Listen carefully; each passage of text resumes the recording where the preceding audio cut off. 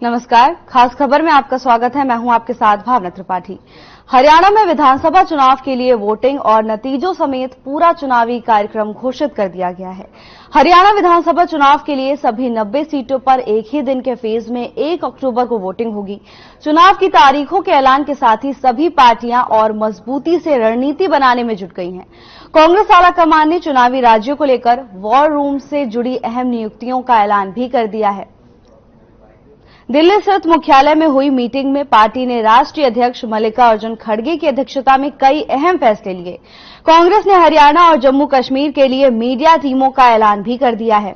आलोक शर्मा को हरियाणा के लिए राष्ट्रीय मीडिया समन्वयक बनाया गया है। कांग्रेस पार्टी महासचिव केसी वेणुगोपाल ने बताया कि कांग्रेस अध्यक्ष मल्लिकार्जुन खड़गे की अध्यक्षता में आगामी विधानसभा चुनावों के लिए महाराष्ट्र, हरियाणा और जम्मू कश्मीर में वॉर रूम के अध्यक्षों की नियुक्ति के लिए संशोधित प्रस्ताव को तत्काल प्रभाव से मंजूरी दे दी है। तो वहीं हरियाणा में चुनाव के ऐलान के साथ ही जननायक जनता पार्टी में भगदड़ मची हुई है। जेजेपी से ईश्वर सिंह, देवेंद्र बबली, अनूप धानक और रामकरण काला ने इस्तीफा दे दिया है। सत्तारूढ़ बीजेपी भी पूरी तरह से अलर्ट है। मुख्यमंत्री नायब सिंह सैनी लगातार घोषणाएं कर रहे थे और उनकी अधिसूचनाएं जारी करवा रहे थे, लेकिन चुनाव की घोषणा होते ही मुख्यमंत्री की घोषणाओं पर ब्रेक लग गया है। वार पलटवार में भी कोई किसी से पीछे नहीं है। हालांकि अब देखना यह होगा कि इस सियासी रण का सिकंदर कौन होगा।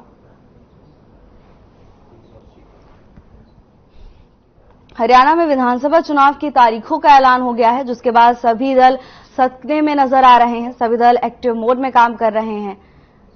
बीजेपी, कांग्रेस, जेजेपी सभी दल पूरे दमखम से जनता के बीच उतरकर अपनी नीतियों का प्रचार प्रसार कर रहे हैं। जहां एक तरफ मुख्यमंत्री नायब सैनी लगातार घोषणाएं कर रहे थे, तो वहीं तारीखों का ऐलान होने के बाद घोषणाओं पर अब ब्रेक लग गया है।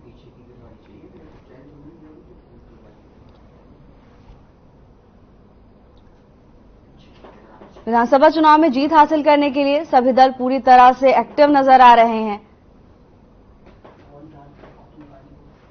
बीजेपी हो, कांग्रेस हो या जेजेपी, कोई भी कसर छोड़ना नहीं चाह रहा है। वार पलटवार में भी कोई किसी से पीछे नहीं है। आरोप प्रत्यारोप का दौर भी जारी है। तो वहीं अब जनता को मिल रही सौगातों पर ब्रेक लगता हुआ दिखाई दे रहा है। कांग्रेस आलाकमान ने भी चुनावी राज्यों को लेकर वॉर रूम से जुड़ी अहम नियुक्तियों का ऐलान कर दिया है।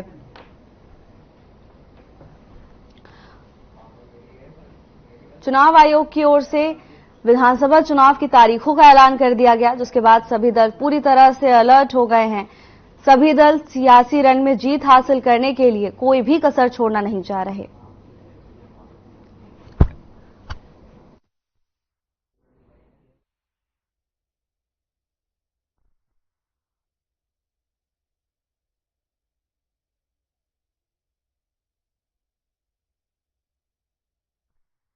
हरियाणा में विधानसभा चुनाव के लिए वोटिंग से लेकर नतीजों तक पूरा चुनावी कार्यक्रम घोषित कर दिया गया है, जिसके बाद सभी दल एक्टिव नजर आ रहे हैं। हरियाणा में विधानसभा चुनाव के लिए 90 सीटों पर एक ही दिन और एक ही फेज में वोटिंग होगी। 1 अक्टूबर को वोटिंग होनी है। चुनाव की तारीखों के ऐलान के साथ ही सभी पार्टियां और मजबूती से रणनीति बनाने में जुट गई। सभी पार्टियां अपना वोट बैंक मजबूत करने के लिए कोई भी कोर कसर छोड़ना नहीं चाह रही हैं। जहां एक तरफ कांग्रेस ने चुनावी राज्यों में वॉर रूम से जुड़ी अहम नियुक्तियां कर दी।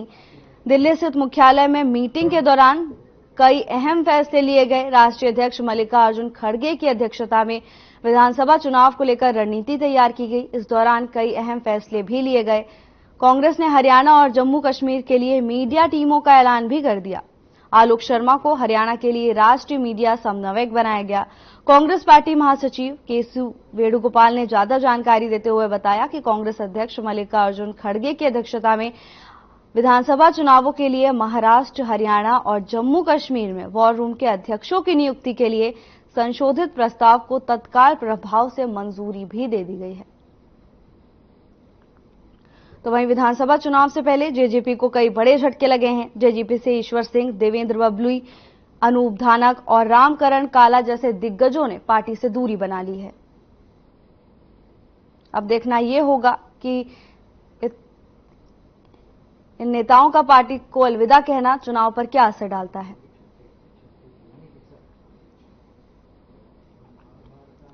हरियाणा में विधानसभा चुनाव को लेकर सियासी हलचल तेज होती हुई दिखाई दे रही है। सभी दल पूरे दमखम से जनता के बीच उतरकर अपनी नीतियों का प्रचार प्रसार कर रहे हैं, तो वहीं एक दूसरे Hey mom!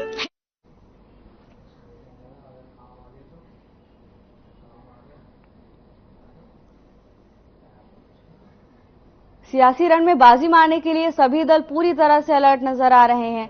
अपनी रणनीति मजबूत करने से लेकर प्रचार प्रसार तक कोई भी पार्टी किसी भी क्रम में कोई कोर कसर छोड़ना नहीं चाह रही है।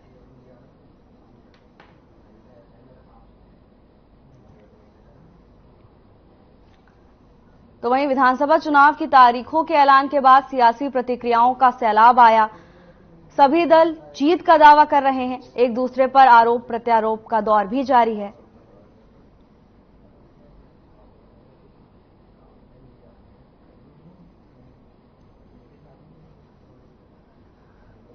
हरियाणा में विधानसभा चुनाव का बिगुल बज चुका है, जिसको लेकर सभी दलों ने अपनी तैयारियां शुरू कर दी हैं।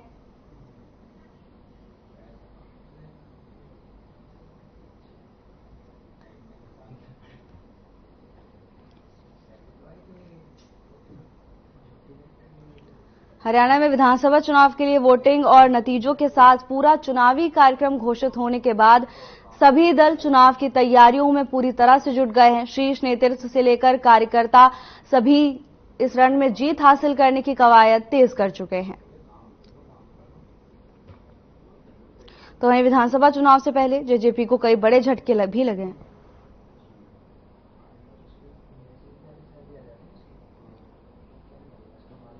और इसी पर चर्चा के लिए हमारे साथ कुछ खास मेहमान जुड़ गए हैं। नीरज गुप्ता कांग्रेस का पक्ष रखने के लिए हमारे साथ जुड़ गए हैं।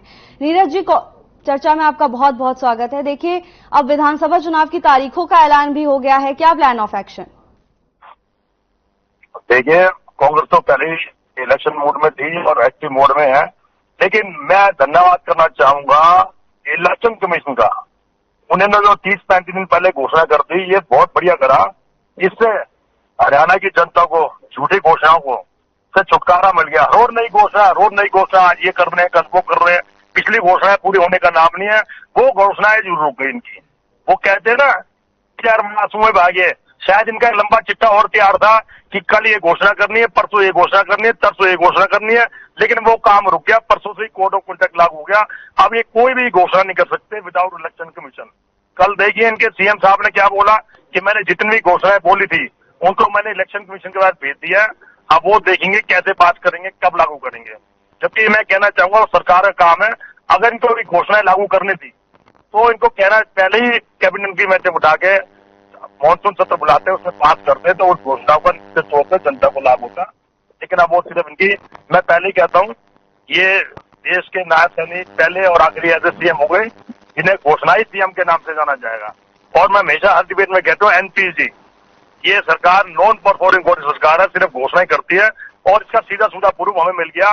जो घोषणाएं करी वो कभी पूरी नहीं होगी। देखिए, इस सरकार ने कुछ नहीं किया, हर वर्ग को लाठी से पीटा, चाहे किसान हो, चाहे सरपंच हो, चाहे पटवारी हो, चाहे डॉक्टर हो। आप उन्हीं के लिए घोषणा कर रहे थे। एक मैं डॉक्टर का एग्जाम्पल दे देता हूँ। डॉक्टर की स्ट्राइक हुई, पहले भी हुई, अभी महीना पहले भी हुई, 2 दिन के स्ट्राइक पे उनको भी झूठा आश्वासन दे दिया, तभी वो दोबारा स्ट्राइक पे आए। ये कोई काम नहीं करते। 15 लाख खाते में आएंगे, 2 करोड़ रोजगार, 100 स्मार्ट सिटी, सब बेकार की बात। देखिए, अब इनका बोरी बिस्तर बन चुका है, कितनी घोषणा कर ले। खैर, घोषणा तो अब कर नहीं पाएंगे। अब तो इनको जनता के बीच जाना चाहिए, जनता फैसला करेगी। और मैं अपनी पार्टी का फैसला इनपुट के आधार पर कह सकता हूँ, जनता निश्चित तौर पर कांग्रेस को समर्थन देगी, कांग्रेस को आशीर्वाद देगी। क्योंकि देखिए, हमारा जो हरियाणा मांगे हिसाब, उस कैंपेन को लेकर हम जनता के बीच जा रहे हैं। हम इनसे हिसाब नहीं मांग रहे, हम अपने कार्यकाल का 2004 से 2014 पर से 2014 से 2024 बीजेपी का हिसाब पेश कर रहे हैं कि इन्होंने क्या किया और हमारे कार्यकाल में हरियाणा क्या था। हमारे कार्यकाल में हरियाणा था रोजगारी में नंबर 1, कानून व्यवस्था में नंबर 1, प्रति व्यक्ति आय में नंबर 1। आप इनका कानून व्यवस्था का देखिए क्या हाल है, दिवाला निकल चुका है, गोलियां चल रही है, खटाखट अपराधी भाग रहे हैं फटाफट, कोई संज्ञान नहीं, कुछ नहीं। सिर्फ इनको ये बची है कि हम अपने हरियाणा में सरकार कैसे बनाए। क्योंकि हमेशा देखा गया था, जब घोषणाएं, जब कोड ऑफ कंडक्ट लागू होने से पहले देखिए हर समय अमित शाह आए दूसरे दिन इनको बुलाते थे, नायब सैनी जी को और अमित शाह के पास जाते थे, वो लिख के देते थे ये घोषणाएं करनी है, वो घोषणाएं करनी है। आज तक तो भी इनके घोषणाओं को कभी ध्यान नहीं दिया। मैं तो कह रहा हूँ 9.5 साल की घोषणाएं, पहले उसका तो हिसाब दे दो। तो हम जनता में जा रहे हैं इनका हिसाब किताब लेके, जनता तय करेगी कि लोकतंत्र में जनता मालिक होती है, जनता भगवान है। मैं घमंड से नहीं कहना चाहूंगा कि सरकार हमारी बनेगी, लेकिन जनता के इनपुट के आधार पर कह सकता हूँ निश्चित तौर पर हरियाणा की जनता, छत्तीसगढ़ वाली जनता कांग्रेस को विश्वास देगी, कांग्रेस में विश्वास जगाएगी। लेकिन ये तो घमंड में भरे हुए हैं। देखिए, नारे और झूठी परंपरा इस देश की राजनीति में बीजेपी ने शुरू करी। 70 पार, 400 पार, और हरियाणा में कहते थे 10 पार, मतलब चंडीगढ़ की सीट को भी मिलाते थे और हम पे इल्जाम लगाते थे कि कांग्रेस में तो कैंडिडेट नहीं है। जबकि हमने कैंडिडेट 10-15 दिन में उतारे तो उसका रिजल्ट देखने को आया, चंडीगढ़ की सीट मिला के हम 6 सीटों पे, और हरियाणा में सिनेरियो सेट हो चुका है, लोकसभा में आप, विधानसभा में साहब। ठीक है नीरज जी, इसके साथ ही हमारी खास मेहमान नेहा धवन भी हमारे साथ जुड़ गई हैं। बीजेपी का पक्ष रखने के लिए नेहा धवन चर्चा में जुड़ चुकी हैं। नेहा धवन जी, आपका चर्चा में बहुत बहुत स्वागत है। देखिए नेहा जी, अब ज्यादा समय नहीं बचा है, तारीखों का ऐलान भी हो गया है, बीजेपी की क्या रणनीति है? शायद रोहतक से हैं और मैं मिली भी हूँ इनसे। अभी ख्याली पुलावों वाली बातें कर रहे थे। इतनी बड़ी बड़ी बातें जो आप बोल रहे हैं नवीन जी, मुझे सिर्फ एक सिंपल जवाब दीजिए। आप रोहतक से हैं और रोहतक में मेडिकल है। मेडिकल के अंदर जब कांग्रेस की सरकार थी और मेडिकल के सभी रेजिडेंट डॉक्टर्स हुड्डा जी के पास में धरना देकर बैठे, हड़ताल पर बैठे कि उनके पास में पेशेंट्स इतने हैं लेकिन डॉक्टरों की नियुक्ति उतनी नहीं है, स्टाफ उतना नहीं है, मेडिकल फैसिलिटीज नहीं है, उपकरण नहीं थे मेडिकल रोहतक में। तब कहां पर थे हुड्डा जी? उनके कार्यकाल में एक भी नई नियुक्ति नहीं की डॉक्टर की, ना तो मेडिकल की फैसिलिटी जो इंस्ट्रूमेंट की कमी थी वहां पर वो भी पूरी नहीं हो पाई। और इस बात के गवाह आप भी हैं, क्योंकि जिस दिन रोहतक के अंदर ओपन डिबेट थी तो डॉक्टर्स ने ये बात आपको ओपन डिबेट में कही थी, मैं भी वहीं उपस्थित थी। मुझे समझ में नहीं आती कि कांग्रेस के 10 वर्षों का हिसाब किताब अच्छा होता तो 2014 में भारतीय जनता पार्टी की सरकार नहीं बनती और आप सत्ता से बाहर नहीं जाते, और 2019 में भी आपको मैंडेट से हरियाणा की जनता जो है पूरे मैंडेट से सरकार बनाने के लिए आपको चुनती। आपको ना 2014 में चुना गया, ना 2019 में पूरी तरह से चुना गया। आप किस बात का घमंड बोलते हैं और किस बात का हिसाब लेकर घूम रहे हैं? 10 वर्षों का हिसाब किताब जनता के पास था। आपने क्षेत्रवाद मचाया, आपने जातिवाद मचाया, आपने अपने एरिया का छोड़कर कहीं और का विकास नहीं किया। विपक्ष के जितने भी विधायक थे उनको ना आपने ग्रांट इशू की, ना आपने उनके काम किए। इसी बात से जनता आपके त्रस्त थी और इसी बात के त्रस्त होने के कारण भ्रष्टाचार चरम सीमा पर था। किसानों की जमीनों को आपने हड़प लिया और उसको औने पौने दाम पर आपने बिल्डर्स को बेच दिया। आंगनवाड़ी वर्कर्स की तनख्वाह आपके कार्यकाल में कितनी थी? जेबीटी टीचर्स की कितनी नियुक्ति आपने की थी? नहीं दी थी। इस बात का हिसाब आपको देना पड़ेगा। कितने रोजगार आपने हरियाणा के युवाओं को अपने 10 वर्षों के कार्यकाल में दिए थे? ये सब जनता जानती है, ये सब जनता जानती थी। इसीलिए 2014 में और 19 में आपको नहीं चुना गया है। आपने इंडी गठबंधन के बाद से जो भी साम दाम दंड भेद चलाने थे उसका जो भी असर निकलना था वो 5 सीटों में आपको हरियाणा की जनता ने दे दिया। लेकिन देश की जनता ने कांग्रेस को 90 और 92 सीटों पर जाकर खड़ा कर दिया। सबसे कम सीटों पर लोकसभा का चुनाव कांग्रेस ने इस बार लड़ा। अगर कांग्रेस इतनी ही मजबूत है ग्राउंड लेवल पर, अगर कांग्रेस इतना ही मजबूत है और इतनी ही अपने आप पे ट्रस्ट करती है, अपने कार्यकर्ता पे ट्रस्ट करती है, तो अब तक के पूरे कार्यकाल में स्वतंत्रता के बाद से सबसे कम सीटों पर क्यों चुनाव लड़ा कांग्रेस ने? इसलिए जनता को बेवकूफ मत समझिए। जनता ने इस बार आपके भुलेखे में संविधान बदल जाएगा और कानून बदल देंगे। आपके जो भी साम दाम दंड भेद चलने थे वो चल चुके हैं, लेकिन विधानसभा चुनाव में ये चलने वाला नहीं है। विधानसभा चुनाव के मुद्दे आपको भी पता है अलग रहेंगे। विधानसभा चुनाव में आपकी इन बातों में हरियाणा प्रदेश की जनता बिल्कुल नहीं आने वाली है। हमने जो ट्रांसपेरेंसी से सरकार चलाई है, हमने विपक्ष के विधायकों को भी पूरी ग्रांट दी, उनके भी एरिया में विकास कराया।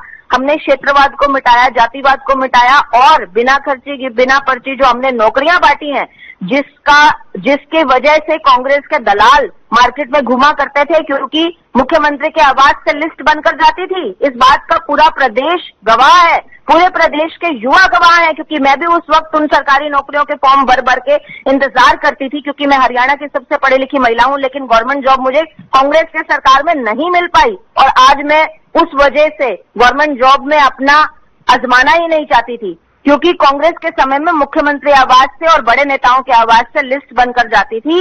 उन युवाओं की नौकरी लगती थी सरकारी, और बाकी जो श्रेष्ठ युवा थे, जो उत्तम युवा थे, जिनका पढ़ाई में मेरिट लिस्ट में नाम था, वो अपने घर में बैठते थे और वो आज भी बेरोजगार हैं।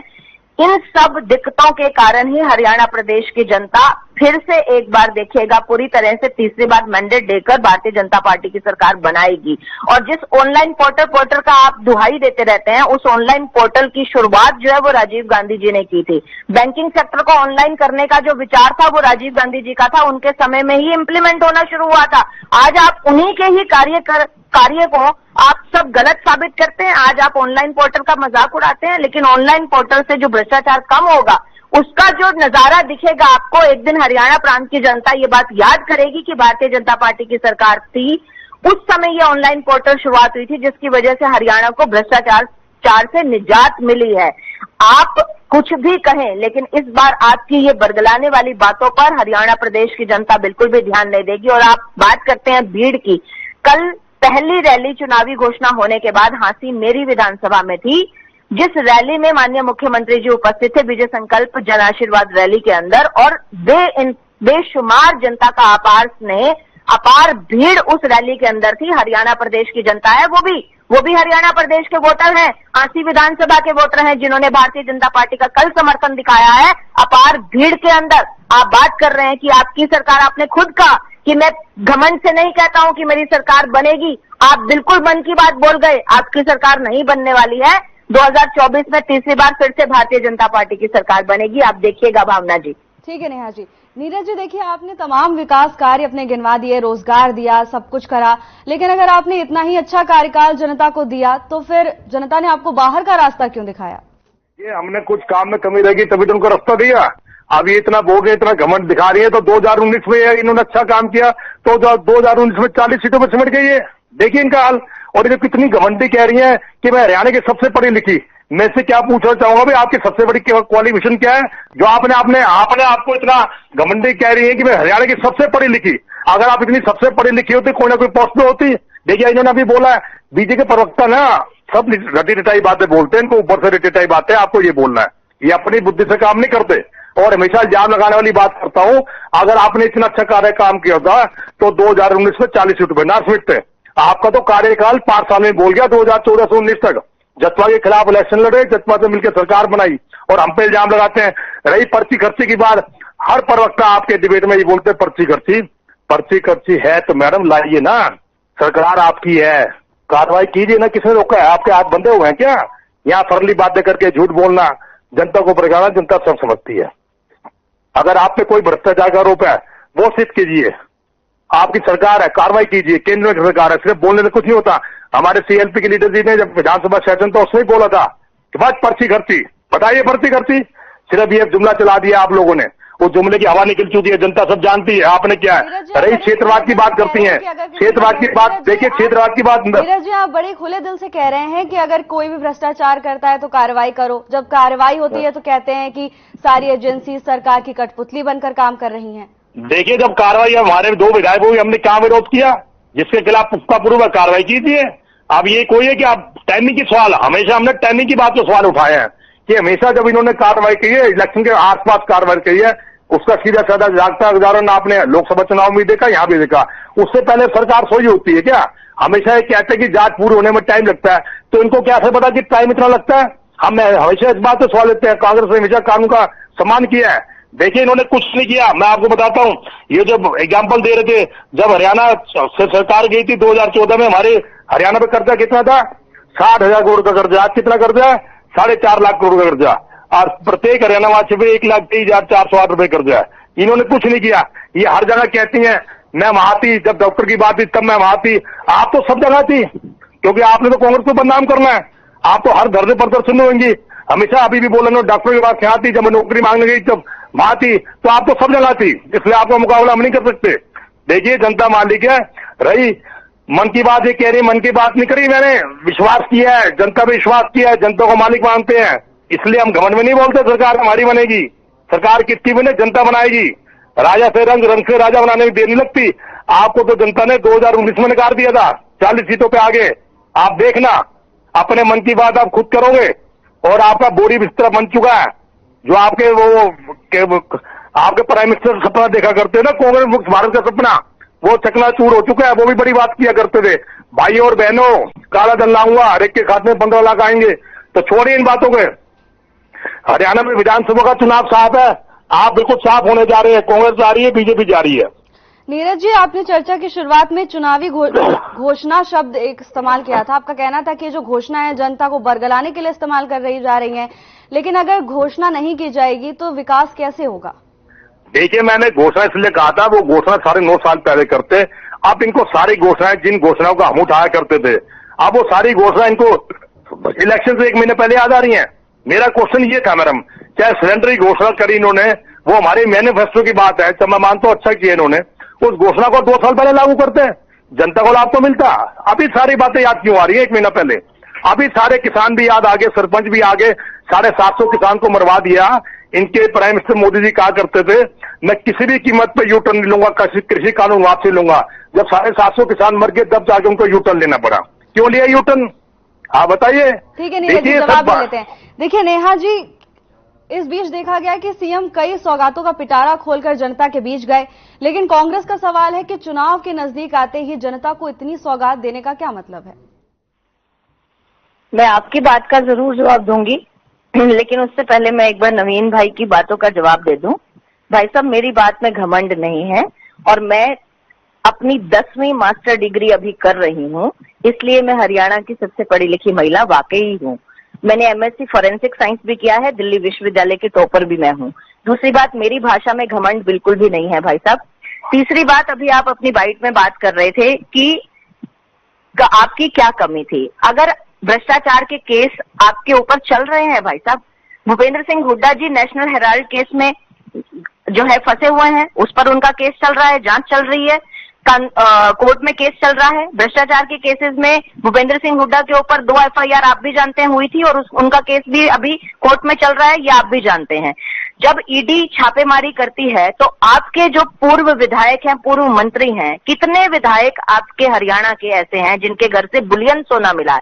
बुलियन सोना भावना जी वो होता है, मैं जनता को बताना चाहती हूँ, जो सिर्फ और सिर्फ सरकारी बैंक में रहता है। वो बुलियन सोना सरकारी बैंक के अलावा किसी भी प्राइवेट अकाउंट में प्राइवेट व्यक्ति के घर पर नहीं मिल सकता, क्योंकि वो खान से मिलता है, विशुद्ध रूप से सोना होता है। वो बुलियन सोना यमुनानगर में ही इनके एक पूर्व विधायक के घर पे ईडी के छापेमारी में मिला। और अभी पिछले दिनों जो ईडी की छापेमारी हुई, जिसमें हजारों करोड़ों रुपए आपके पूर्व विधायकों के घर पे मिलते हैं, सोना मिलता है किलो किलो की संख्या में, वो कहां से आता है? वो बिना भ्रष्टाचार किए नहीं आता, वो 1 नंबर की कमाई से नहीं आता नवीन जी। तीसरी बात, आप बात करते हैं घोषणाओं की, अब मैं आपकी बात का भी जवाब देती हूं। सरकार का कार्यकाल जब तक है, आखिरी दिन तक सरकार का अधिकार क्षेत्र है कि वो जनता के लिए जन कल्याणकारी नीतियों का क्रियान्वयन करती रहेगी। उसमें घोषणाएं भी आएंगी और हमने जितनी घोषणाएं की हैं भावना जी, 2014 में जो हमारे संकल्प पत्र में था और उसके बाद हमने उनकी जो घोषणाएं की उनको हमने लागू भी किया है, उनको हमने क्रियान्वित भी किया है।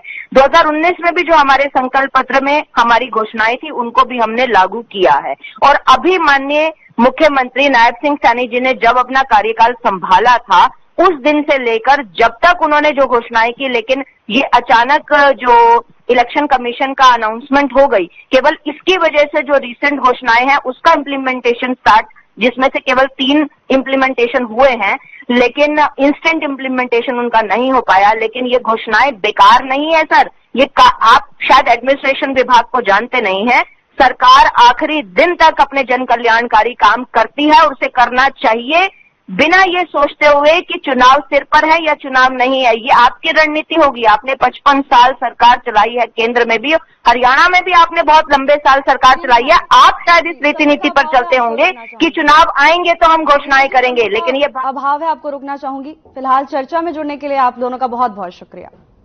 तो विधानसभा चुनाव की तारीखों के ऐलान के बाद सियासी प्रतिक्रियाओं का सैलाब उमड़ पड़ा। सभी दल एक्टिव मोड में नजर आ रहे हैं, जनता के बीच उतरकर आखिरी समय में पूरी तरीके से अपनी नीतियों का प्रचार प्रसार करने में जुटे हुए हैं। हालांकि अब परिणाम वाले दिन ही पता चलेगा कि इस सियासी रण का बाजीगर कौन होगा। फिलहाल के लिए बस इतना ही। जल्द हाजिर होंगे नई अपडेट्स के साथ। नमस्कार।